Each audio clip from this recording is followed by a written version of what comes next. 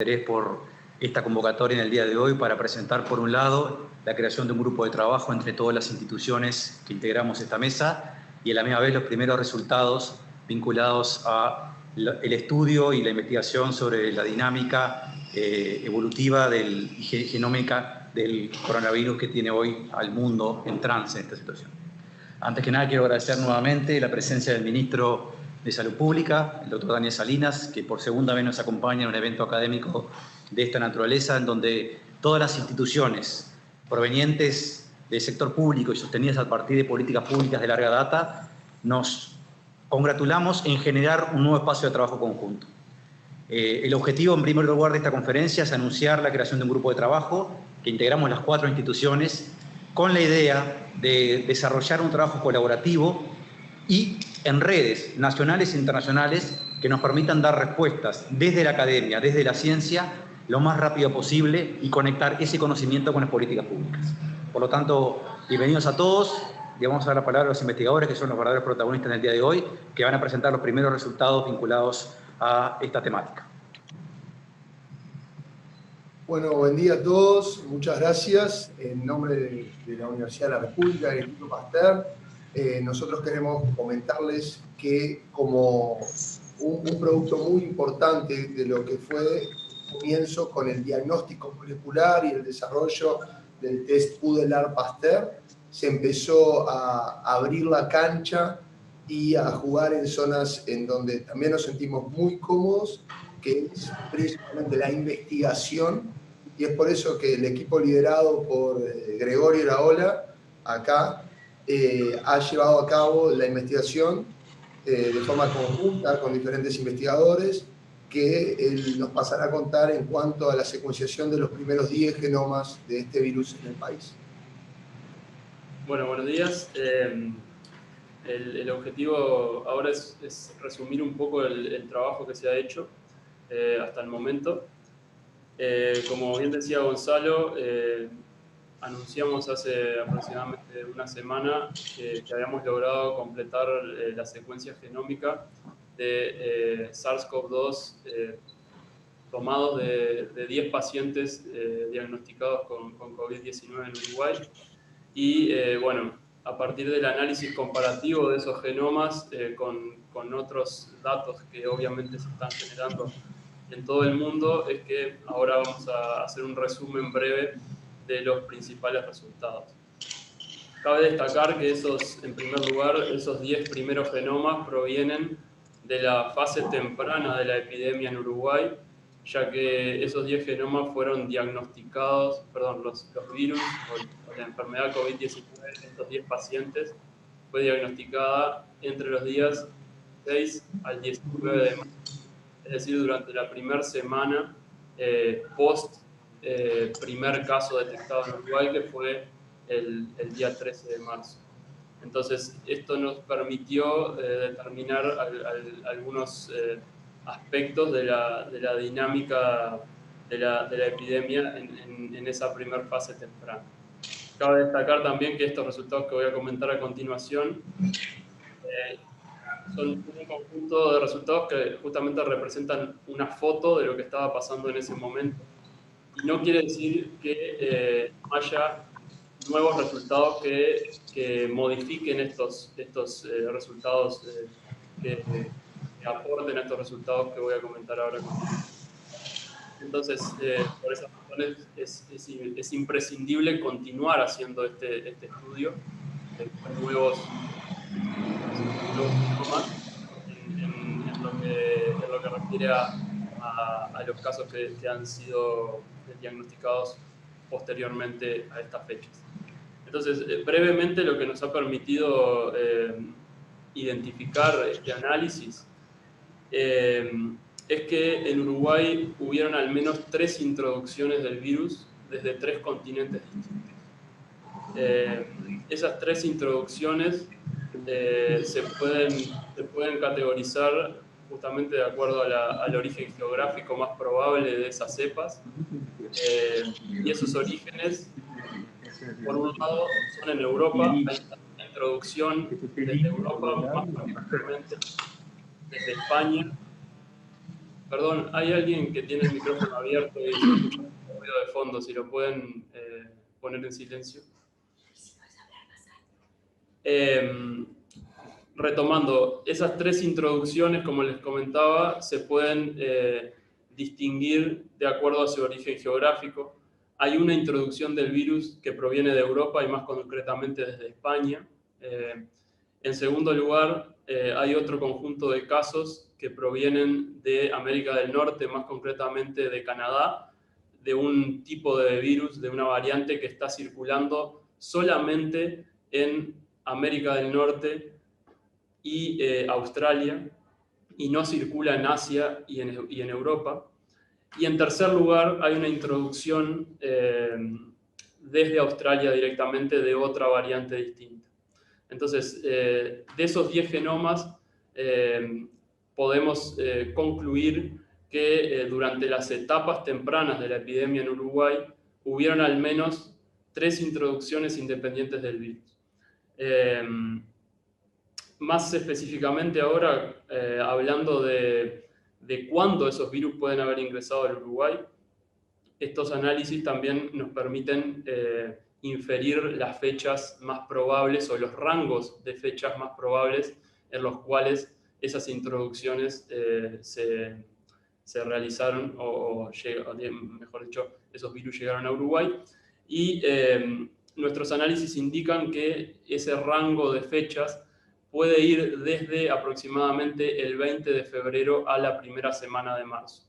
Este tipo de análisis, si bien no el nuestro, sino en general, estas aproximaciones lo que permiten es determinar una distribución de probabilidades de fechas, donde hay una fecha más probable, pero para explicarlo más técnicamente, nosotros podemos decir que con el 95% de probabilidad estas fechas pueden ir desde el 20 de febrero a los primeros días de marzo. O sea, es equiprobable la entrada del virus en ese rango de fechas. En tercer lugar, y para terminar, el otro resultado que encontramos es que algunos de estos virus que aislamos en Uruguay han adquirido algunos cambios genéticos, algunas mutaciones particulares de los virus en Uruguay, o sea, de los genomas de esos virus que secuenciamos en Uruguay. Esas mutaciones todavía no sabemos qué son, tampoco a nivel internacional se conoce demasiado el impacto de esas mutaciones, por ejemplo, en el desarrollo de la enfermedad, en la severidad de la enfermedad o la sintomatología, pero es importante ir conociendo cuáles son las variantes genéticas que están presentes en el país para cuando el esfuerzo internacional que se está realizando en este sentido logre identificar si es que alguna de estas variantes tienen alguna implicancia tanto en la respuesta terapéutica como en el desarrollo de la enfermedad y en la sintomatología o la severidad, para actuar en consecuencia. Y finalmente retomo del punto anterior que me había olvidado mencionar. Es importante resaltar que en estos resultados también que obtuvimos a partir del análisis de estos primeros 10 genomas, vemos que estas cepas que secuenciamos no están epidemiológicamente relacionadas con cepas de países vecinos como Argentina y Brasil. Acá abro un paréntesis. No están relacionadas a las cepas para las cuales hay genomas disponibles de esos países. No quiere decir que no haya cepas relacionadas epidemiológicamente con Argentina y Brasil, sino que la foto que nosotros tenemos de ese momento nos indica que al menos lo que conocemos no está relacionado epidemiológicamente con lo que circula en Argentina y en Brasil. Sí, las cepas que nosotros identificamos provenientes de Europa, más concretamente de España, son muy similares a algunas cepas que circulan en Chile. Por tanto, a partir de ese análisis podemos deducir que hay cierta posibilidad de transmisión regional del virus en algunos casos. Y bueno, con eso es un poco el resumen general de los aspectos más relevantes estos resultados. No sé si ustedes quieren sí, agregar algo. que tal vez, Pili, creo que está bueno saber que estamos trabajando en el diagnóstico y al mismo tiempo viendo la variabilidad genética del virus. Esto nos da una fortaleza, ya que como saben estos virus cambian y cambian muy rápido, y el poder detectar estas variantes que existe, la probabilidad es baja, pero existe, que puedan interferir con su diagnóstico molecular, nos hace como jugadores de ajedrez jugar de forma en advance para poder prevenir lo que pueden ser variantes y detectarlas si justo caen en zonas que utilizamos para su detección molecular. Sí, lo otro que es importante capaz que lo de las mutaciones, que a veces cuando se escucha como que asusta, en realidad es lo que esperamos de este virus, porque es un virus cuyo material genético es ARN, y los virus que tienen estas características tienen la capacidad de mutar. Entonces, en realidad nosotros esperamos que eso pase, y eso en realidad no es una alarma tampoco cuando hablamos de mutación, sobre todo para la gente que no está en la ciencia, de que realmente lo que estamos viendo es lo que esperábamos ver, y lo que ha pasado en España es lo que está pasando acá. Y la idea un poco de los test y poder conocer qué es lo que circula en realidad en la región y sobre todo en nuestro país es poder adaptar los test también para detectar las variantes que circulan en nuestro país, y eso en realidad tiene un plus frente a las cosas que vienen del exterior, que están diseñadas para variantes que circulaban en otros lugares. Y tal vez una última acotación que, bueno, esto, como dije al principio, es un trabajo que está en desarrollo, o sea que continúa, y bueno, también la creación de este grupo va a ser muy importante para potenciar ese trabajo y generar nuevos datos de genomas de más virus, de los casos que circulan aquí en Uruguay. Nos va a permitir contestar otras preguntas, por ejemplo, aspectos de la dinámica interna del virus, o sea, cómo se ha movido el virus dentro del Uruguay, la identificación de clústeres relacionados genéticamente de esos virus, entre otras cuestiones que pueden ser relevantes a la hora de tomar decisiones en la práctica.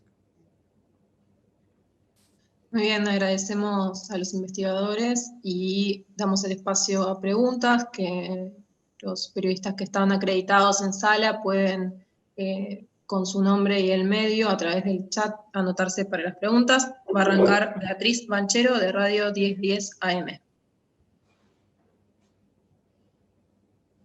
Sí, en primer lugar, buenos días y mucho gusto.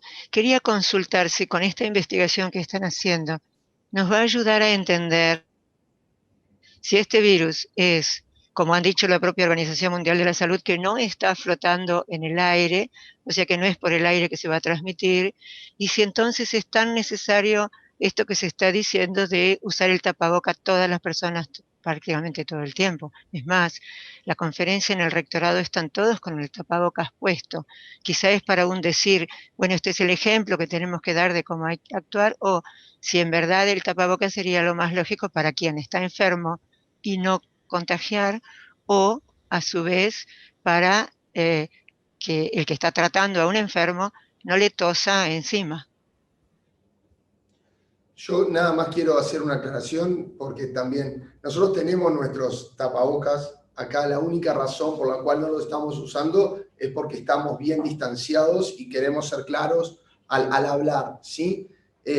¿Puedo tomar esta pregunta al principio? No sé también si algún otro investigador la quiere tomar o el ministro, el director de Pasteur, Rodrigo, cualquiera. Lo que sí puedo decir es que el uso de tapabocas es fundamental. El uso de tapabocas crea también una barrera, por más que no sea todos los tapabocas totalmente impermeables al virus, ya genera que esos aerosoles disminuyan en su capacidad. Asimismo, también genera la cantidad de veces que uno se toca la cara al tenerlo, disminuye. Y por otro lado, me quedo con una de las frases de uno de los expertos chinos cuando llega a Italia y a España. Dice que le preocupa muchísimo que una medida tan fundamental como en momentos de la epidemia de todo el mundo utilizar el tapaboca no era ni siquiera tenida en cuenta en esos países.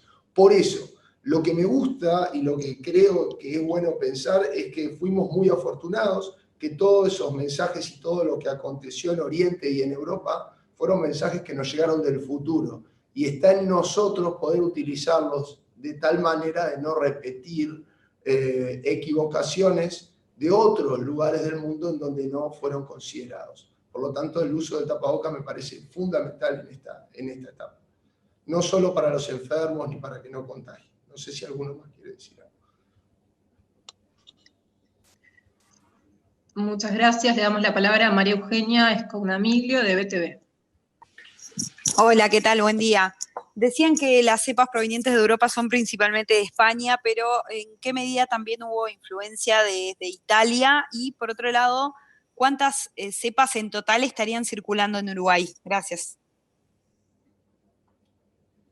En los datos que manejamos hasta el momento no tenemos evidencia de cepas provenientes directamente de Italia.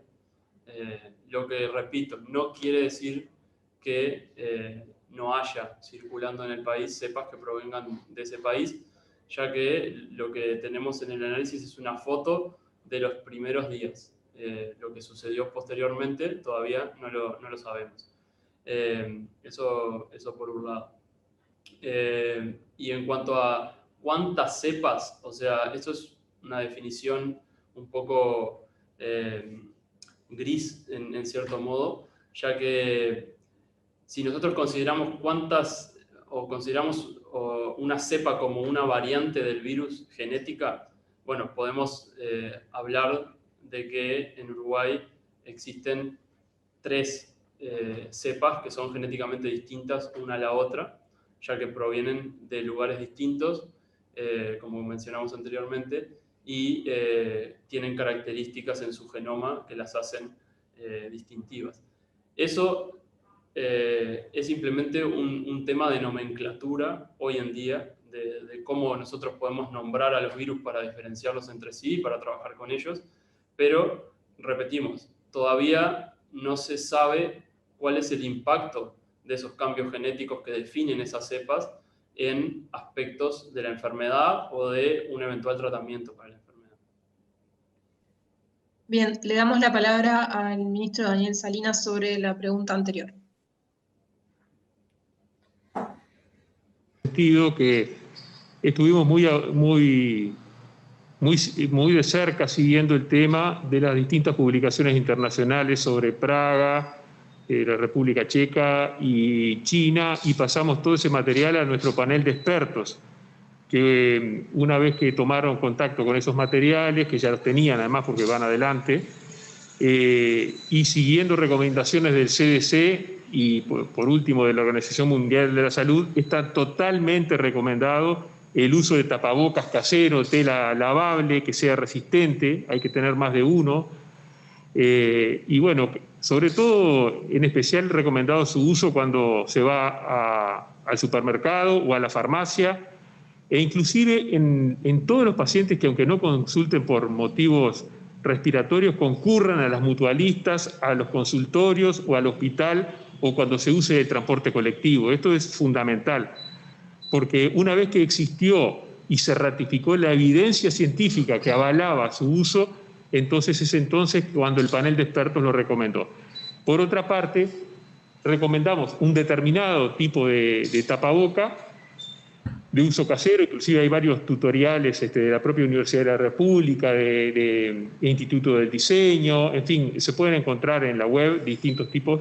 Lo importante es que sean resistentes, de tela y lavables. Y en cambio hay que reservar los tapabocas de uso quirúrgico para el ámbito médico y los tapabocas más específicos de tipo N95 para contacto y directo con pacientes con COVID N95 en ambientes de alta viremia, que pueden ser algunos lugares de internación específicos, ¿correcto? Entonces, no te olvides de usarlo, es una medida más dentro de la higiene, dentro de lavarse las manos, dentro de mantener la distancia social, pero el tapabocas definitivamente es una buena recomendación. Muy bien, muchas gracias, señor ministro. Le damos la palabra a Leo Lagos, de La Diaria. Hola, buenos días. Felicitaciones a todos los investigadores e investigadoras que tanto hacen por nosotros. Tengo 2 preguntas. Una es sobre las cepas para el Gregorio, que habías adelantado, si eran las A, la B, la C, si las podías tipificar. Y después, dada la etapa de la pandemia en la que estamos como país pensando en cómo reactivar y por dónde empezar a reactivar nuestras actividades, quería preguntarles por el desarrollo que tengo entendido la universidad y el Pasteur están trabajando en ello, de los test serológicos, que es lo que se recomienda como la mejor forma para empezar a relajar, si se quiere, el distanciamiento, ¿no? Han hecho un trabajo fabuloso con los test de diagnóstico de los kits y ojalá la capacidad de muestreo aumente como se ha planificado en estos días, pero quería saber si para esta etapa, que precisamos información relevante de cuántas anticuerpos hay, cuántas personas infectadas hay, si estamos trabajando para ello. Bien, respecto a la primera pregunta del tipo de cepas que circulan aquí, y también para hacer un poco de referencia a la velocidad con que está cambiando tanto el virus, naturalmente, como la información con la que contamos de él. Al momento de anunciar que teníamos estos datos genómicos, hace una semana y poco, a nivel mundial se hablaba de una clasificación en 3 grupos que se denominaban así de acuerdo a mutaciones específicas que estos virus tenían. Y en el transcurso de una semana la comunidad científica adoptó otra nomenclatura, es decir, adoptó otro sistema de clasificación de estos virus que también están basados en identificar mutaciones específicas, pero que ahora usan otro nombre. Entonces, eso resalta también el hecho de que esto lo estamos viendo en tiempo real y también los resultados que nos está proporcionando la comunidad científica internacional cambian en tiempo real, y a eso nosotros tenemos que adaptarnos cuando estudiamos este tipo de cosas. Entonces, en particular, para responder a tu pregunta, en Uruguay hay virus que se encuentran dentro de los grupos A y dentro de los grupos B, que de esa forma se están clasificando en este momento. Y dentro del grupo B tenemos específicamente virus que se clasifican en un subgrupo que se llama B1, ¿sí? Que es uno de los grupos que encontramos en estos 10 genomas que secuenciamos. Pero esto seguramente al que lo está escuchando del otro lado no les dice nada, porque justamente todavía no quiere decir nada, es simplemente un sistema de clasificación para poder nosotros comparar y nombrar a estos virus, y en función de eso determinar sus características en cuanto se sigan profundizando en los análisis. Bien, le damos la palabra a Carlos Batiani, director ejecutivo del Instituto Pasteur Montevideo. Sí, buenos días para todos. Muchas gracias, Leo. Con respecto a la segunda pregunta de los test serológicos, simplemente comunicarles que de vuelta en un importante número de investigadores del país está trabajando en el desarrollo de un test serológico que le permita al país empezar a abrir las compuertas con datos basados en evidencia, pero que al día de hoy lo que podemos anunciar es que se está trabajando en ello. No tenemos resultados todavía. Tampoco existen a nivel mundial kits que tengan la confiabilidad y la sensibilidad suficiente para hacerlo, y además no están disponibles para comprarlos en forma masiva. Entonces esperamos que en las próximas semanas los responsables de esta investigación, tanto de la universidad como del instituto, como de las otras instituciones que estamos acá representadas, puedan darnos buenas noticias. Muchas gracias. Muy bien, ministro Salinas. Sí, sencillamente porque tengo otras actividades que realizar a nivel del Ejecutivo.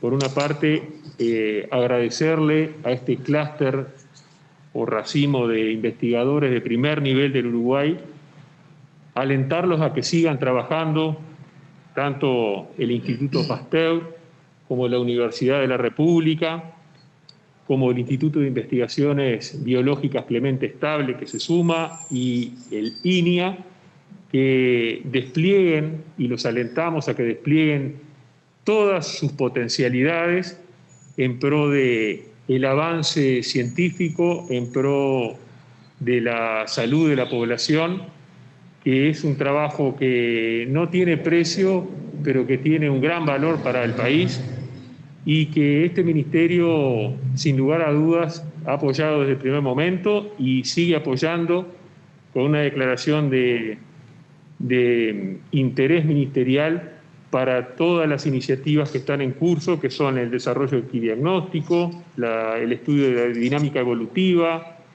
el desarrollo de la respuesta inmune de los pacientes, el banco de plasma hiperinmune de pacientes convalecientes y otras acciones más que están en carpeta. Pero en definitiva, la forma de enfrentar mejor esta epidemia o esta pandemia, la venimos dominando, pero que no hay que cantar victoria porque hay que seguir trabajando duro y no se pueden aflojar las medidas de ninguna manera, más allá de algunas opiniones puntuales de expertos sobre la forma de modular y demás, que son todas opiniones dentro de un contexto de un ámbito de académicos.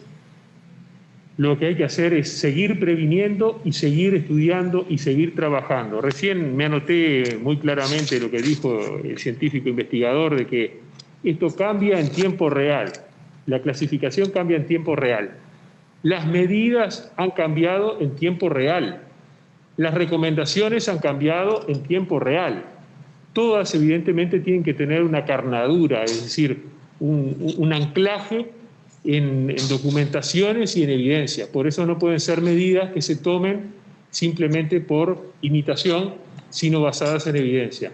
Y por eso en ese sentido queremos destacar que venimos actuando siempre dentro de ese marco de evidencia científica para poder seguir avanzando en la toma de decisiones. Les agradezco a todas las instituciones que son el think tank de la Nación y que de alguna manera también están colaborando con lo mejor de sí, y nada, felicitarlos por el esfuerzo y que sigan adelante y que tengan buenos días. Muchas gracias, señor ministro. Ahora le vamos a dar la palabra a Raúl Ponce de León, de Radio Espectador y Urbana.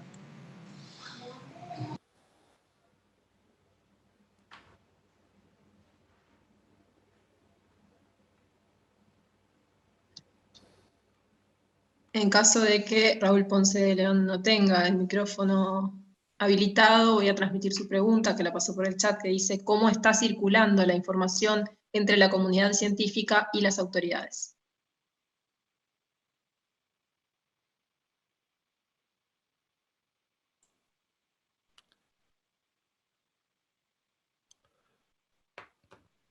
Vuelvo a agradecer al ministro en nombre de todas las instituciones que estamos presentes en esta mesa.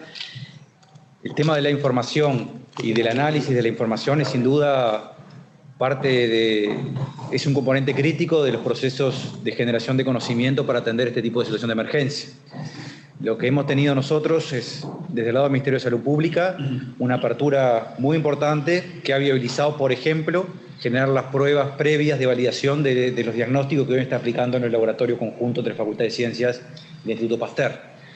Por supuesto, información hace falta, criterios para recogerla también, pero estamos aquí todos embarcados en la necesidad de construir un consorcio amplio, un grupo amplio de trabajo que permita tener la información adecuada para hacer los análisis en este espacio, que tiene que ver con la dinámica evolutiva y genómica del coronavirus, pero también en otras áreas de investigación, que hacen también, por ejemplo, la proyección epidemiológica de la situación en Uruguay y del mundo. Por lo tanto, la generación de diversos grupos de trabajo entre todas las instituciones que hacemos parte sustantiva del quehacer de investigación del país es clave para enfrentar la situación, para tener información de calidad, para que nuestros investigadores puedan trabajar e inferir resultados valiosos en sí mismos en clave científica y valiosos para la situación particular del país. Y en eso estamos embarcados todas las instituciones.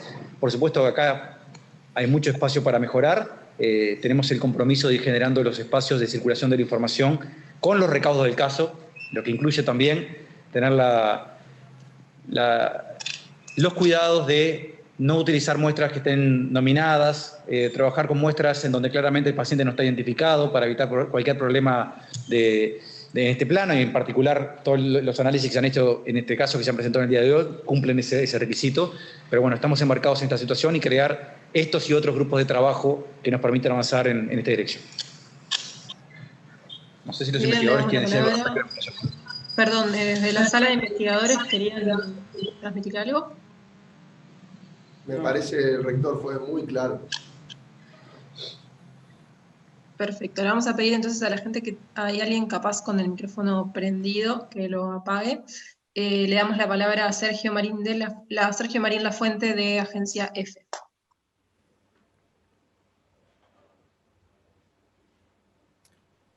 Hola, buen día para todos. Quería preguntar, bueno, teniendo en cuenta que Uruguay fue uno de los últimos países en registrar casos positivos de COVID, ¿cómo está siendo la posición, el liderazgo en tema científico?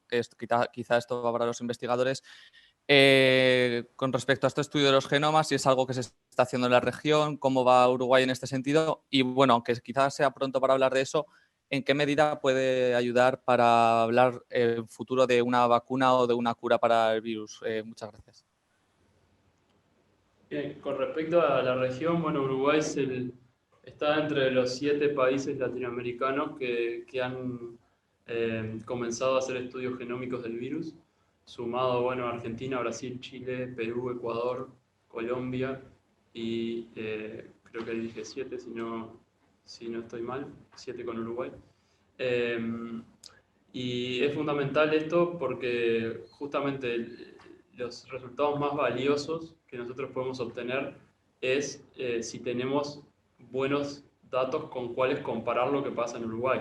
Entonces, tener datos de la región es fundamental para poder determinar aspectos de la dinámica del virus justamente a nivel sudamericano o a nivel latinoamericano. En ese sentido, ya estamos en contacto con muchos de los investigadores que están llevando adelante estos estudios en los países de la región y ya tenemos planificado acciones conjuntas para trabajar y hacer estudios comparativos que incluyan lo que se conoce desde el punto de vista genómico de los virus en estos otros países. Si bien cabe destacar que todos estos datos genómicos, tanto de la región, de Uruguay, como del resto del mundo, son subidos a una base de datos internacional que es de acceso libre para uso académico, en la cual se están compartiendo todos estos datos para que todos los investigadores de cualquier parte del mundo puedan acceder y trabajar sobre ellos y sacar conclusiones que puedan ser útiles para sus condiciones locales o lo que fuera. Eso por mi lado, no sé si ustedes capaz quieren comentar la segunda parte. ¿Querés decir algo? Me parece importante destacar también la necesidad impetuosa que existe ya hace muchas décadas de conocer la información genética, conocer el genoma de un virus para poder optimizar el diseño de la vacuna. No quiero explayarme en esto ni ahondar en mucho, pero es fundamental. Primero, poder controlar al virus. Cuando hablo de controlar al virus en un laboratorio, me estoy refiriendo a poder tener el virus para modificarlo genéticamente y estudiar cuáles de esas modificaciones que le hacemos hacen que el virus pierda capacidad de replicación, de ingreso a las células y por lo tanto atenuarlo. Eso sería en el campo de una vacuna a virus vivo. La otra es trabajar con algunos genes o componentes, digamos, a nivel proteico del virus, de forma de inactivarlos y poder también utilizarlos para despertar el sistema inmune. Para hacer todo esto y generar las defensas necesarias. Para hacer todo esto es fundamental el estudio de la genómica del virus y saber dónde empieza, dónde termina, cuánto varía, cómo varía, qué existe. Por lo tanto, que todos los estudios que hoy existen, que ya por suerte son algunos miles de genomas, van a ser fundamentales en el desarrollo de las vacunas. Y ayer, si no me equivoco, hay una vacuna china, por ejemplo, que entró en una siguiente fase, que eso es muy esperanzador, al igual que existen otros candidatos vacunales con otras tecnologías. Pero claramente impacta y es súper necesario eso. Le damos la palabra a Valeria Román, de CNN Argentina.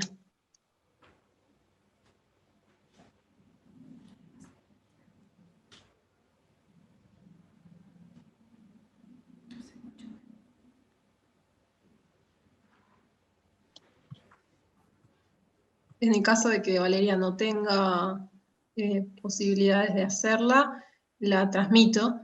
Dice, ¿qué diferencia hay entre el estudio de genomas a partir de cepas del coronavirus en Uruguay con el que hizo días atrás el Instituto Arlis Malbrand de Argentina? Bien. Bueno, primero que nada, resaltar que los investigadores, el grupo de investigadores que logró secuenciar los genomas en Argentina, en el Instituto Arlis Malbrand, son colaboradores nuestros, el grupo que está liderado por Josefina Campos allí en Argentina, en Buenos Aires. Ya de hecho vienen trabajando con nosotros en otros temas previos a la aparición del coronavirus, por tanto estamos en constante contacto y planificando futuros esfuerzos conjuntos para potenciar estos trabajos, tanto que se han hecho en Argentina como en Uruguay, como en otros países.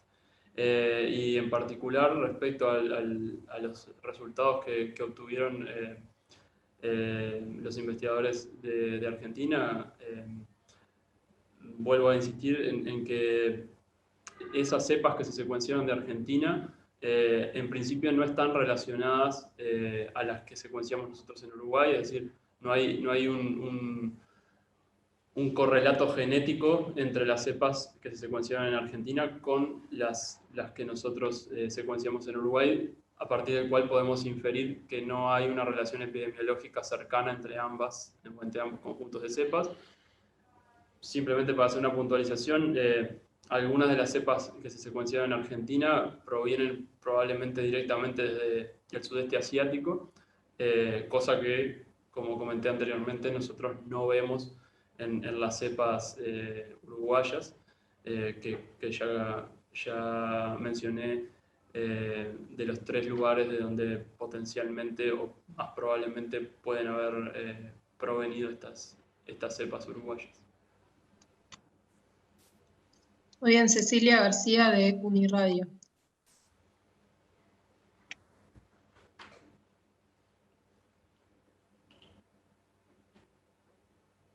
Buenos días para todos, ¿qué tal?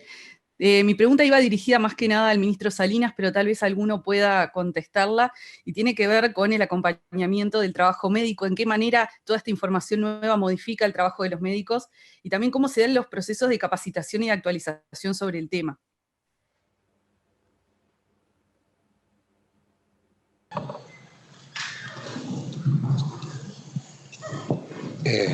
Muchas gracias, Carolina, por la pregunta. Obviamente escapa a nuestro área de trabajo concreto, pero sí decir que toda la información que se va generando en cuanto a conocer la biología del virus, a ir conociendo cada día un poquito más sobre cómo este virus da una enfermedad tan desconocida para nosotros, es lo que le va permitiendo, como dijo el ministro anteriormente, ir tomando decisiones en tiempo real e ir adaptando nuevas decisiones y nuevos protocolos médicos para el tratamiento de los pacientes. Una cosa muy importante que se ha visto y que se ha aprendido de lo que ha pasado en Europa es que gran parte de las medidas que uno tiene que hacer con respecto al distanciamiento social o confinamiento de la población tienen que estar muy relacionadas con la capacidad que tiene el país de camas en CTI, de disponibilidad de que los pacientes puedan tener asistencia respiratoria mecánica, ventiladores disponibles, y esa es información que hay que tenerla sobre la mesa a la hora de ir tomando decisiones.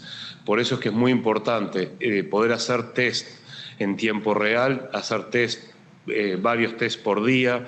La meta de 1000 test por día en Uruguay sigue vigente y hay que tratar de lograrla.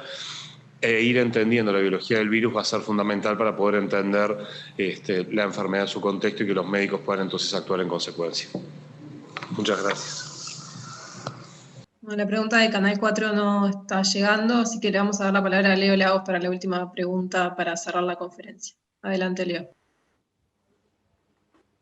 Buenas, agradezco que Mariana haga su pregunta, así puedo hacer la mía.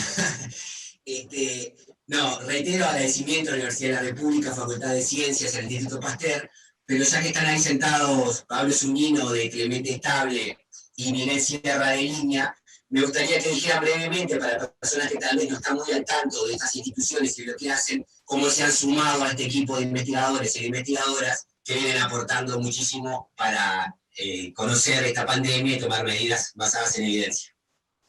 Agrego a la pregunta de Leo, la pregunta de Canal 4 que finalmente llegó, si hay una cepa que sea más grave que otra, si es bueno lo que se encontró y cómo influye en posibles tratamientos.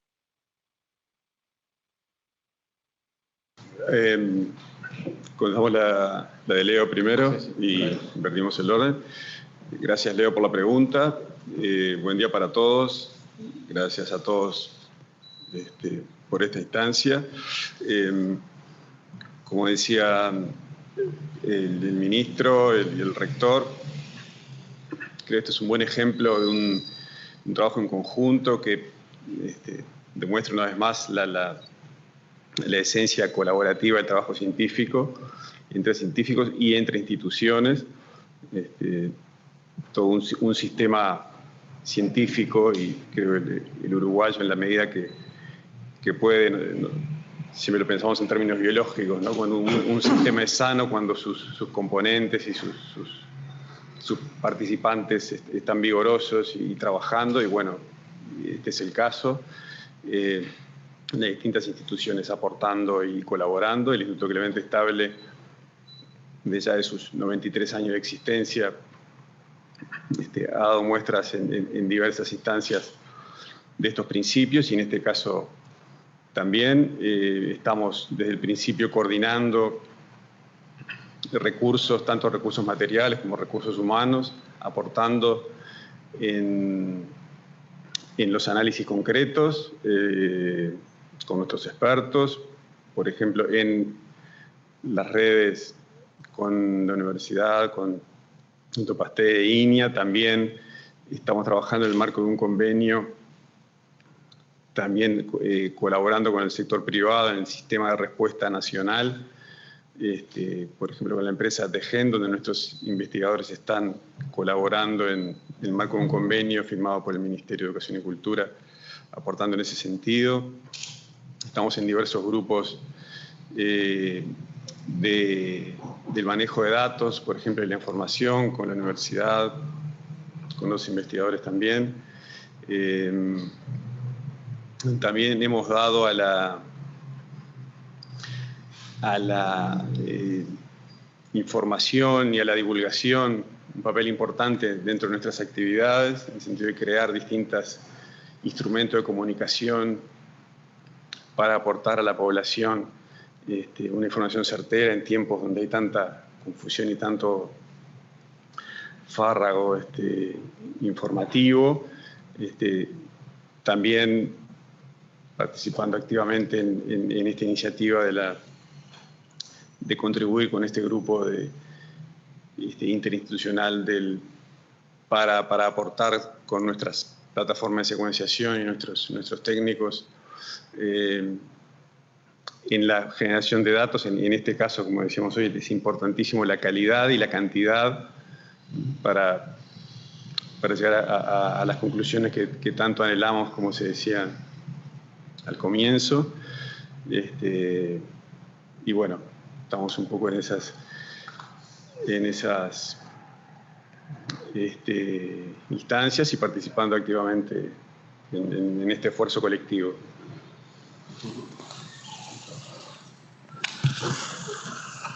Bueno, agradecer a Leo la pregunta y felicitar de esta acción de comunicación. Desde INIA nosotros hoy estamos cooperando a nivel de tres áreas en torno al coronavirus. Una es esta, desde el plano de la investigación, y con esta plataforma de trabajo que se conformó entre el Pasteur, la Universidad de la República, y en un inicio estaba TEGEN. Ahí compartimos sobre todo equipamiento de última generación, y ahora ya incorporamos también una investigadora de biología molecular en la parte de secuenciación. Y en otros temas estamos a esta altura, ya tenemos acciones de colaboración con insumos y equipamientos con Ronda y Colina en Salto, con el Hospital Maciel, con el Hospital de Clínicas, con el Instituto Nacional del Cáncer y ahora también en Tacuarembó se está generando un punto ahí de diagnóstico. También estamos colaborando en Minas, conjuntamente con un equipo compartido con la Universidad de la República. Por tanto, estamos en 3 planos colaborando: equipamiento, insumos y tiempo de técnicos a nivel de investigación. Y en el Maciel también tenemos un doctorando dedicado a la detección de diagnósticos positivos de coronavirus. En lo conceptual ya se dijo lo principal. Nosotros entendemos que esta plataforma genera un antecedente país muy importante y entendemos que es relevante esta plataforma interinstitucional e interdisciplinaria. Nosotros en INIA hablamos de una sola salud y creemos que esta enfermedad lo confirma. Cada vez está más vinculada a la salud animal con la salud humana y la salud ambiental. Y por tanto esto cada vez hay que verlo en lógicas más sistémicas y estas plataformas de trabajo vinieron para quedarse para nosotros. Y esta experiencia también jerarquiza la importancia de tener ciencia nacional de calidad, ciencia y tecnología soberana, con la calidad de las presentaciones que hemos visto, y que no podemos copiar recetas ni fórmulas porque no son las adecuadas para las condiciones de Uruguay. Hablemos de vacunas, de distintas técnicas de diagnóstico, etcétera, necesariamente tienen que estar referidas a las cepas y a los problemas concretos que tenemos en Uruguay. Esto se repite en distintas áreas de trabajo en Uruguay. Pues, por tanto, el copiar y traer fórmulas o tecnologías que a veces parecen más baratas y más accesibles del exterior, muchas veces no están adecuadas a las problemáticas reales que tenemos acá y que solamente se identifican con grupos de excelencia, de calidad, como los que estamos viendo hoy, que definen realmente los requerimientos que el país tiene. Por tanto, para nosotros esto es muy importante y a su vez lo que se dijo hoy nos ha alineado en torno a un desafío país que no siempre lo logramos entre los actores de ciencia, los actores políticos, los servicios públicos y en algunos casos también en algunos desafíos que ha lanzado la ANI a los actores privados. Por tanto, el alineamiento en torno a desafíos país de actores diversos también es una lógica que sería muy buena que mantengamos a futuro.